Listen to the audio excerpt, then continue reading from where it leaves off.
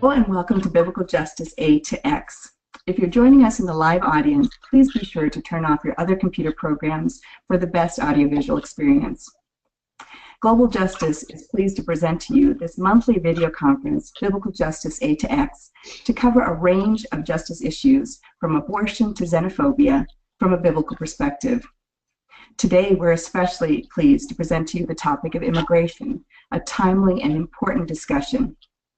My name is Sosamma Samuel-Burnett. I serve as founder and president of Global Justice, and I will be serving as moderator for tonight's session. And I'm especially pleased to include with us tonight two expert panelists. First, we have Kirt Lews. Kirt is the director of the Sacramento Field Office of World Relief. Welcome, Kirt. Thank you. Good to be here. We also have with us Helen Raleigh. Helen is an expert not only in business but also policy, and has a unique story as an immigrant from China. She's currently a Centennial Institute fellow at Colorado Christian University. Welcome, Helen. Thank you for having me.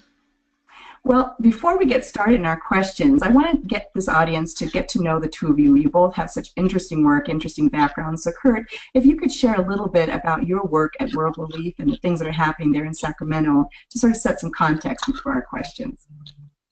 Sure. Well, I've been with World Relief as an organization for almost 7 years, doing most of my work with the Sacramento office, some work nationally as a senior church mobilization specialist, and World Relief's work domestically, specifically working with refugees being resettled here in the United States. We have 20 or so offices, and I've been with the Sacramento office, like I said, for about 7 years, and since 2014 serving as the director of this field office.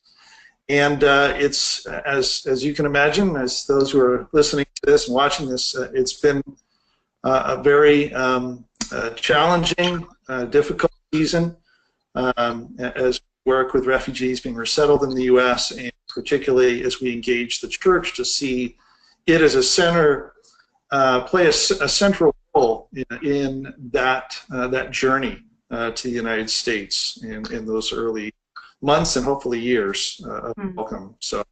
Great. Well, thank you so much for being with us. It's going to be interesting to get into the details of that context in just a few minutes. And also, Helen, would you share a little bit about your background and your work and how you connect with this topic? Sure. So good evening, everyone. My name is Helen Raleigh. I immigrated from China about 20 years ago. It took me, during those 20 years, it took me 17 years to become a naturalized citizen. So I've been through the entire legal system. I jumped through many legal hoops. So I'm very familiar, based on my personal experience, how difficult it is as a legal immigrant. My own experience turned me into an activist. I want to see legal immigration reform. I wrote a book. It's called The Broken Welcome Act. It's about immigration ideas. And I also been writing a lot of articles and speaking on the immigration issues. And so I realized that when we talk about immigration, there's often a lot of emotion, but really lack of context and facts. So hopefully we can share some facts tonight and have a respectful and informing discussion tonight. Great. Well, thank you, Helen. Thank you, Kirt. So let's start there. Let's start with this comment about facts. I think it's important for us to sort of set a stage for our audience. So, Kirt, I'll start off with you. Give us a context to explain to us what we need to know about this topic of immigration and these related topics, such as the refugee crisis that you mentioned, that maybe people tend to interrelate, but maybe don't know that they're distinguished topics. So, Kirt, would you start us out? Sure. Well, I like to often remind people that at least statistically, 98.5% of everybody residing in the United States can trace their residency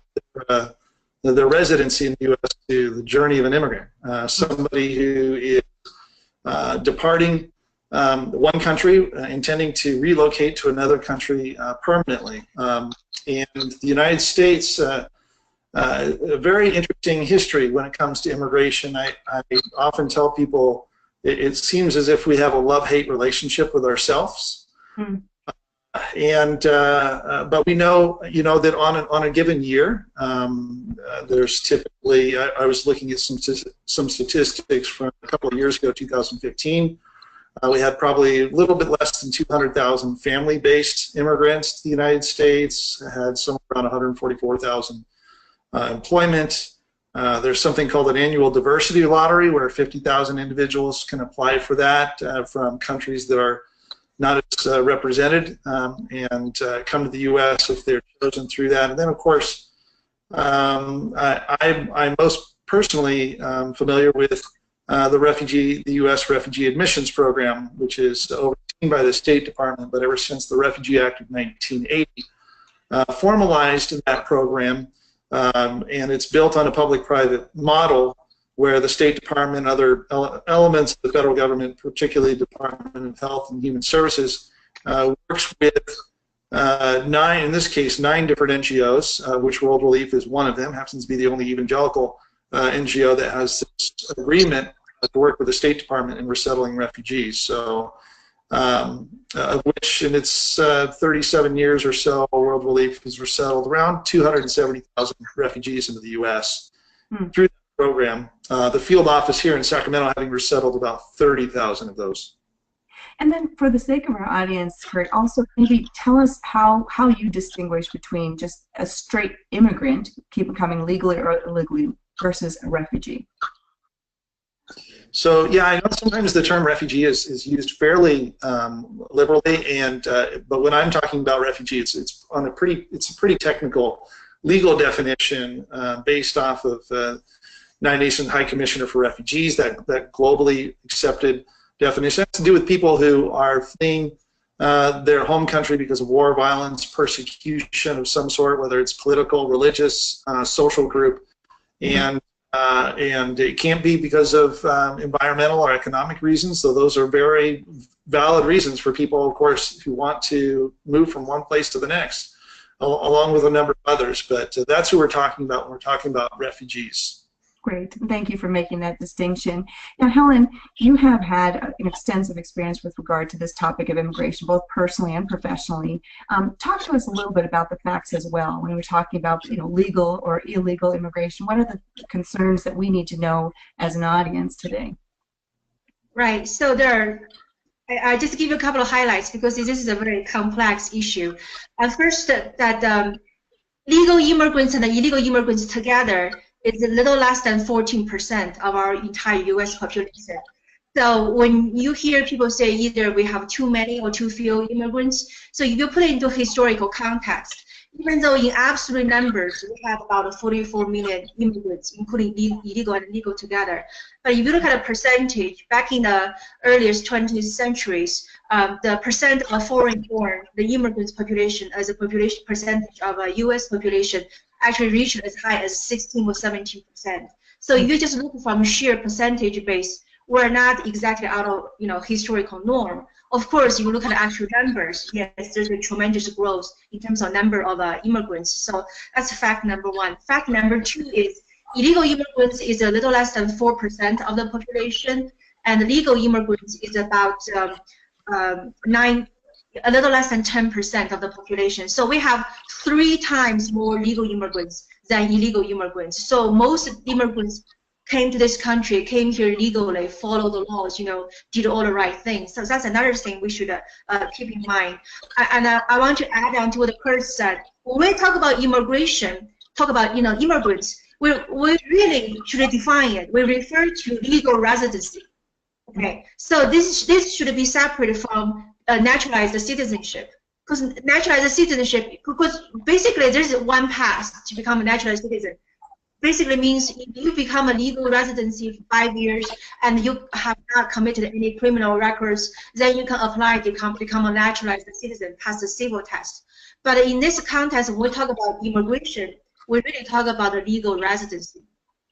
So there are 5 main ways somebody like me who's foreign-born can become a legal resident, or AKA green card. We use those 2 terms interchangeably. So the 5 ways are family-based, employment-based, lottery, and there's 2 humanitarian programs. Refugee is one of them. Another one is asylum. And this is 5 categories were defined by 1965 immigration law. So basically, we haven't changed much since then, and we're still living the legacy of the 1965 immigration laws. And this is also a very heavily quota-driven system. So most 60% of the quota goes to for family-based, about 25% go to women-based. The lottery is fixed; it's 50,000, green cards every year. And the refugee, many people do not understand that the refugee quota is set every year. That this is the only quota that is not set by the law by Congress. The president set the Congress authorized the president to set the number of refugees each year. So we sometimes had as high as like 110,000 under President Obama, and now under President Trump they're talking about maybe dropping down to 50,000. But it was the Congress passed the law based on immigration law to authorize the president to have that liberty to set this every year. And the last thing is, just make a distinction. The last thing is the second humanitarian program is asylum. Asylum is the only legal immigration category where there is no quota. Okay, neither Congress nor the president set the quota. So every year we'll accept as many as we want to. And the real differences between asylum and the refugee is the same thing. They face similar persecution, but if you're outside the United States, you want to come in, because you're afraid of persecution, you consider refugee. If you're already reached the United States, you are afraid to go back because you're afraid of persecution. Then you apply for asylum. That's really the only two differences. Right. Well, and I appreciate that, Helen. As you mentioned, and Kirt also mentioned, this is a really complex topic. There's no way in 30 minutes that we can go through the finer details of immigration law, which really is extensive. However, I think you both raised some really key points that we want to underscore for our audience. One, that there's a distinction between legal immigration and illegal immigration, that there's also a distinguished category for refugees and asylum seekers, and that we can't lump all of those different categories into the same place when we're talking about policies and legal, legal concerns.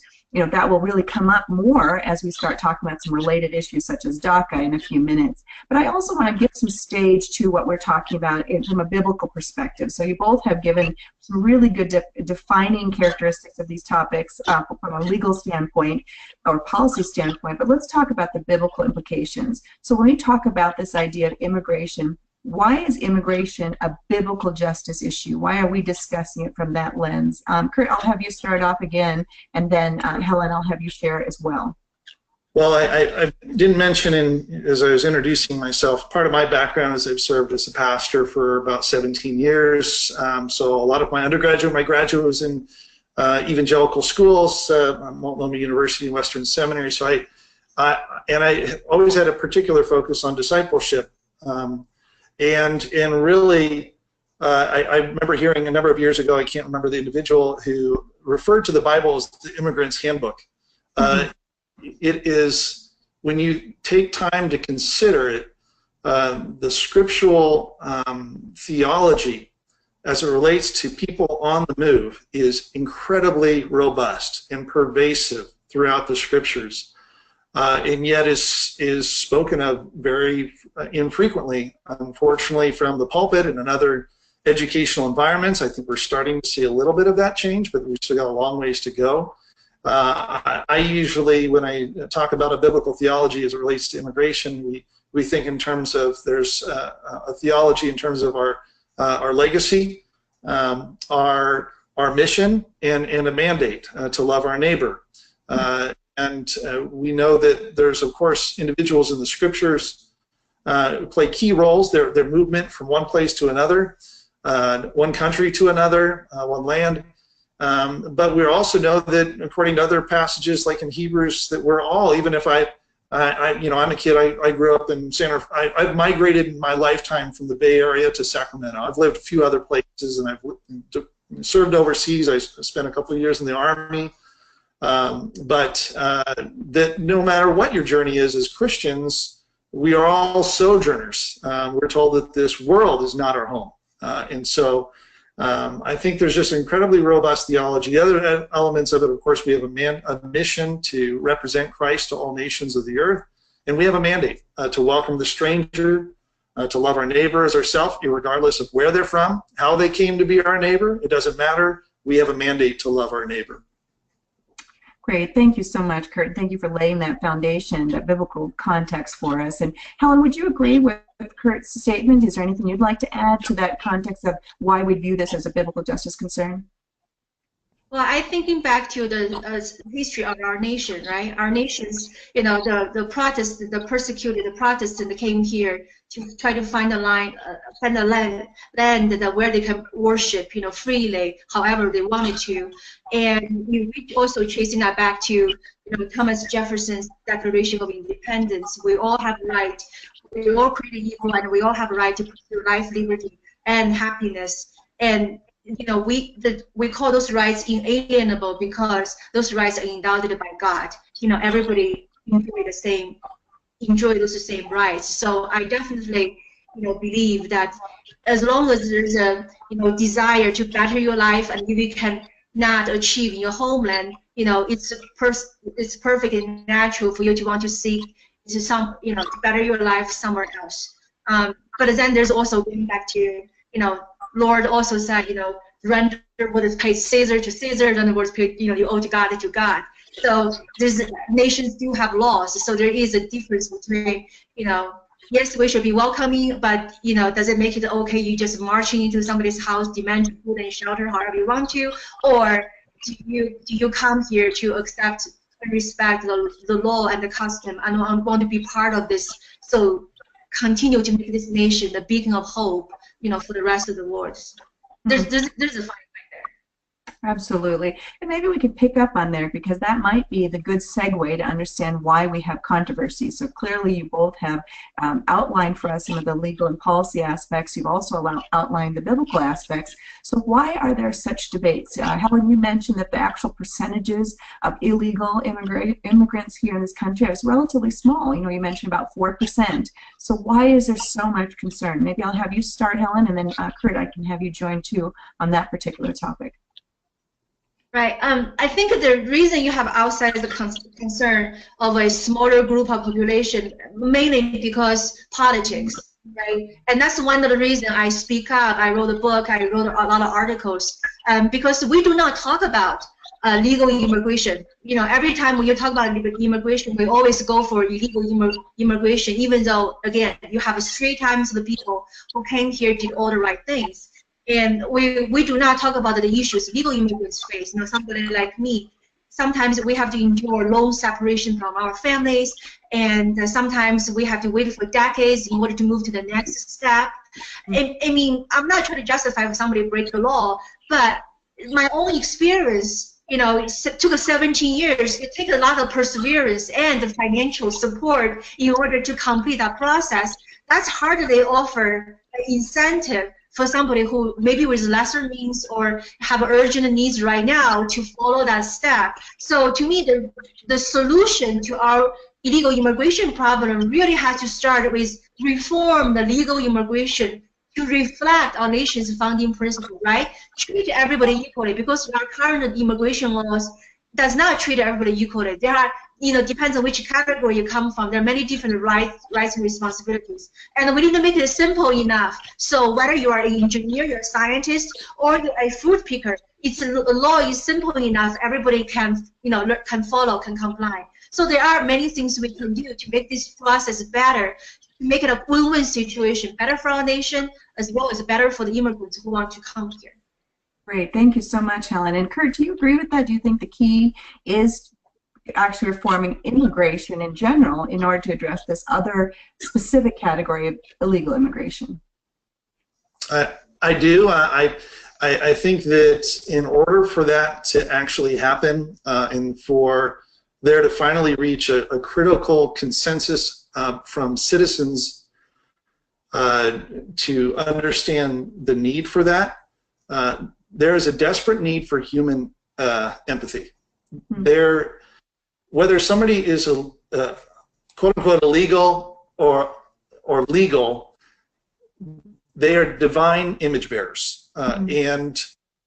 and if we don't know their stories, if we can't move past nameless, faceless categories of people to understand human beings and their journeys, then we'll never really see or reach that point where we're where we get to the point collectively, and I will speak pretty candidly here, particularly amongst the Christian community.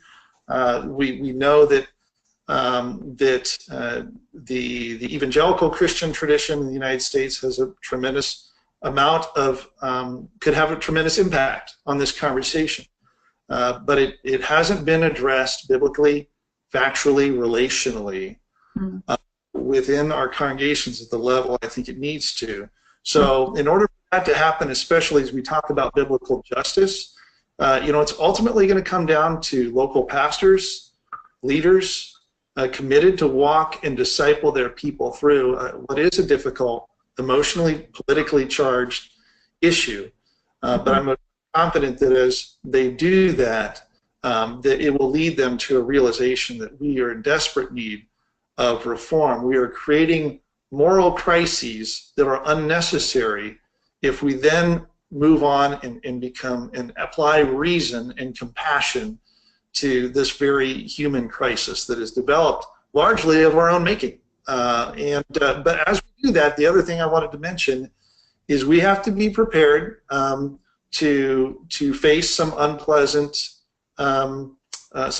facts and truths. We might start to see, for example, a pattern in American history of the exploitation of immigrants as a broader category, and that might still be continuing. And as such, then especially as those who are committed to uphold what is just and true as we understand the scriptures, then we have to speak to that. That's not a partisan thing. That's a prophetic stance for the church that it desperately needs to wrestle with and speak to. Absolutely. Thank you both for raising those concerns and highlighting them. I also want to highlight two specific areas that have been extremely controversial recently. As you know, there was an initial executive order related to the refugee crisis and the entrance of refugees. And there also has been more recent decisions and conversations around the issue of DACA. So I'd like to maybe start with you, Helen, to talk about one or both. And then I'll have Kirt also join in, but to just get your perspective, from a policy standpoint, these don't need to be political statements to still be valuable and important statements, and so we want to encourage you to share as you think it makes sense on each of these topics, or whichever one you choose to discuss.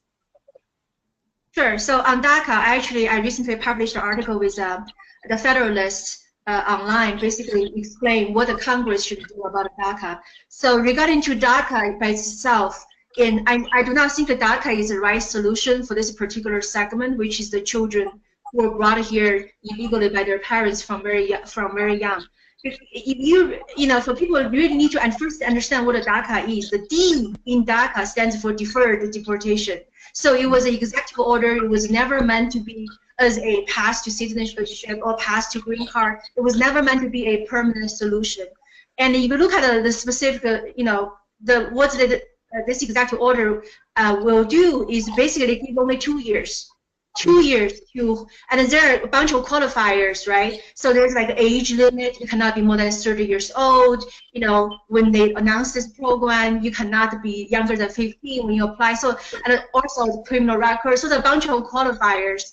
And the number one. Number two is for those who qualified, only give you 2 years relief, temporary relief. So during these 2 years, you can legally go to school. You can legally work. At the end of the second year, if you don't, if you continue to meet the criteria, you can apply for renewal. But it's never, again, it's never a path to citizenship. It's not a path to green card. It's just a very, very temporary solution.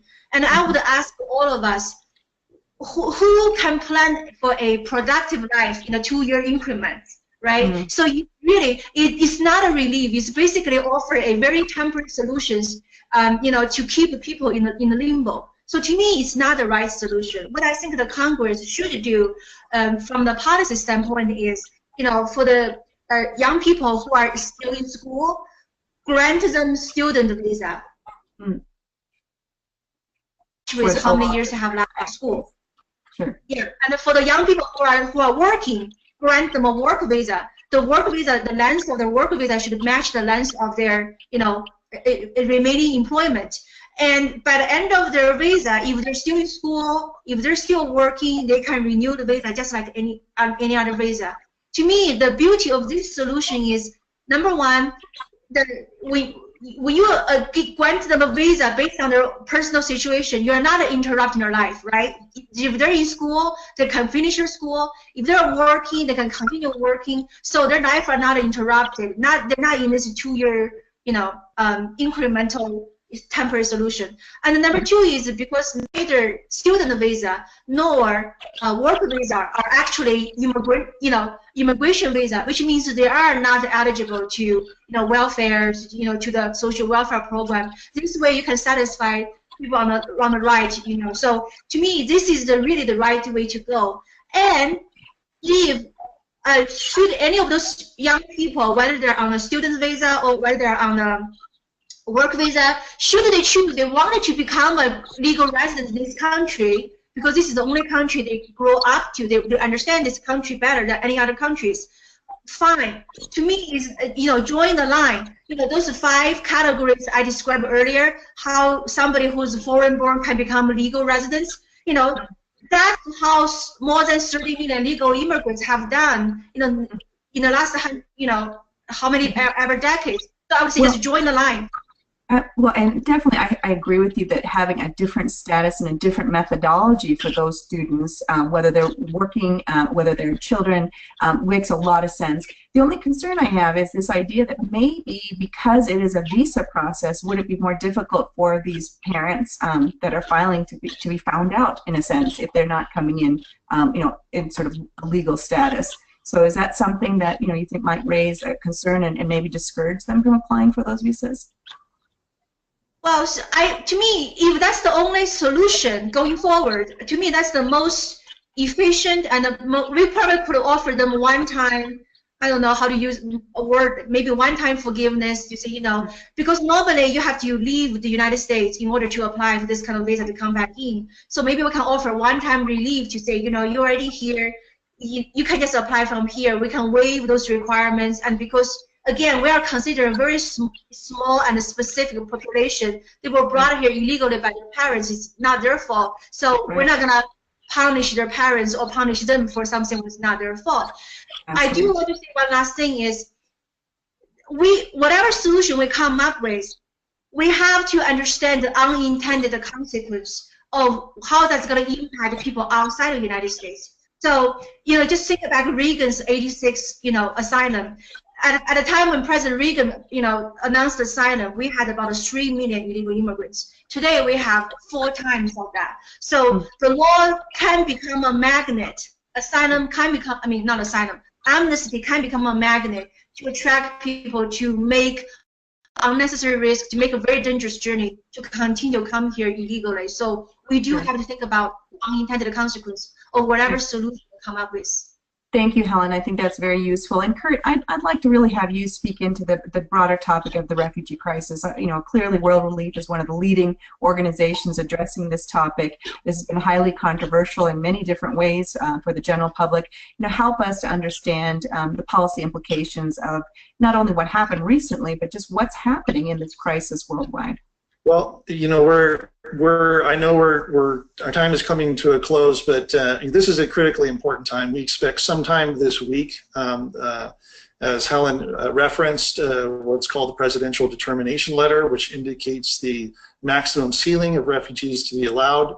And there's some very concerning reports coming out with regards to that. Of the U.S. Really slashing to historic lows the number of refugees to be allowed, and I think there's a tremendous amount of misinformation surrounding refugee resettlement. That all I can say is individuals need to be, and especially if we're committed to understanding this from a biblical justice perspective, we need to understand the facts of regards to refugees and refugee resettlement. And I should just say this, it's intensely human and personal to me. Like I hear people talk about things and people and issues. These are individuals. So, I remember a Syrian coming into our office post-election asking, is he ever going to see his parents again? never knowing. And so I just implore those who are watching this to commit themselves to understand it biblically, factually, relationally, get to know refugees themselves, and I think that'll inform and lead you to the right perspective. And Kirt, you know, you have a unique situation there in Sacramento, specifically on this topic. And you know, would you share with our audience a little bit about the context you have there, just in that community alone, to help us understand the scale of what we're dealing with this issue? Yeah, what's unique, Sacramento actually this year will receive more refugees than any other city in the United States. It's been in a very unique situation. Many of them, ironically, kind of from two different backgrounds. You have predominantly Christians from Ukraine, and you have predominantly Muslims from Afghanistan, specifically Muslims from Afghanistan who worked with the U.S. military government. And as a result of that, have put themselves and their lives at great risk. And as I mentioned, referenced earlier, that's something very near and dear to my heart as somebody who did a tour of duty in Iraq in 2003. And so we need to know their stories. We need to know the facts. I highly recommend the book Seeking Refuge, which was written by my colleagues at World Relief, as an excellent way to dive into this subject, and then to really try to reach out and connect with refugees locally, wherever you may be. Mm-hmm. Great. Now, you know, we only have a few minutes left before we close this broadcast, and there's so much that we need to cover, but I do want to give us a little bit of the international context. A lot of what we've been talking about obviously relates to international people, international communities, but we're really talking about, you know, the implications here in the U.S. I'd love to have you both talk a little bit about the impact of this topic globally, and I'll start with you, Kirt. Give us a sense of what we're dealing with these topics that we covered today from a global perspective, and obviously in a capsule in a few minutes. Well, we know that there are approximately about 65+ million individuals who are fleeing war and violence and persecution right now on the planet. About 2/3 of them are internally displaced within their countries.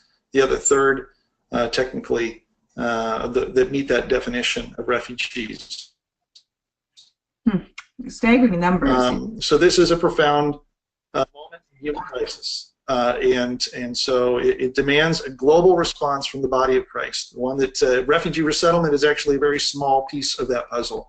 How is the body of Christ mobilized to be agents of compassion throughout the Middle East or parts of Africa and so forth, in countries where individuals have initially fled, to those who are seeking to flee to parts and places in Europe and elsewhere, just seeking safety and hopefully maybe even getting to a point where they can begin to rebuild a life.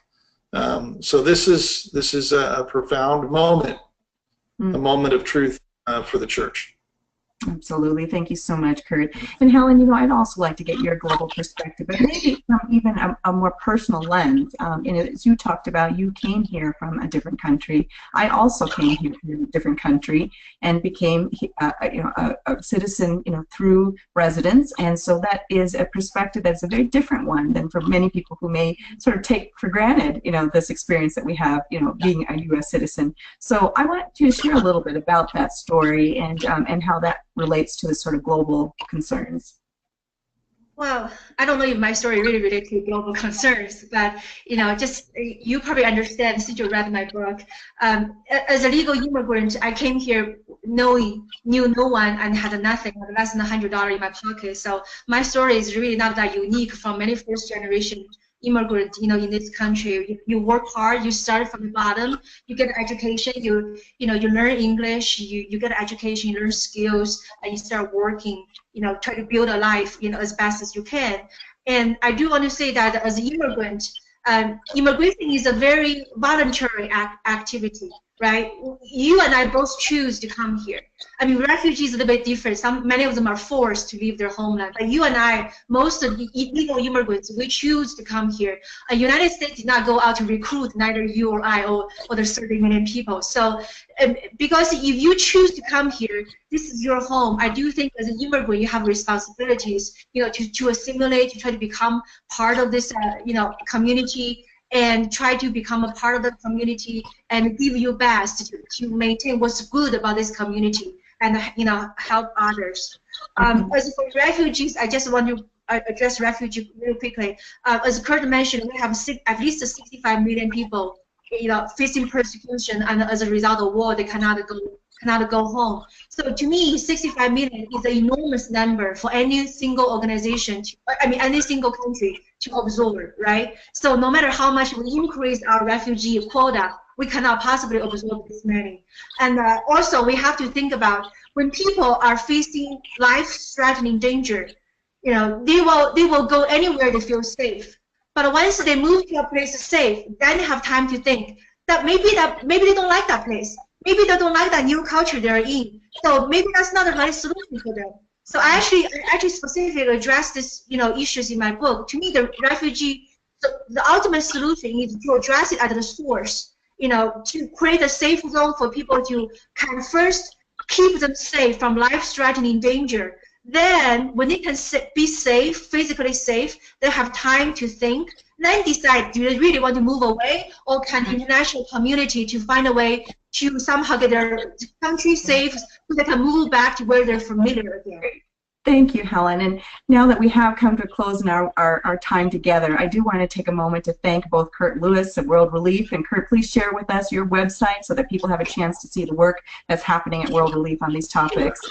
Locally in Sacramento, it's just worldreliefsacramento.org, and you can go to worldrelief.org to learn about the bigger picture that we're engaged with. Thank you, and I encourage our audience to check out that work and learn more, and become more informed on this topic. And Helen, you have written and extensively on this topic as well, and so we encourage you to check out helenspeaks.org, correct, to be able to learn more about your writings. For those of you who joined us in the live audience, thank you so much for joining us on this topic of immigration, biblical justice A to X. Please join us again next month for our next topic. Thank you. God bless you. Thank you. Good night. Thank you.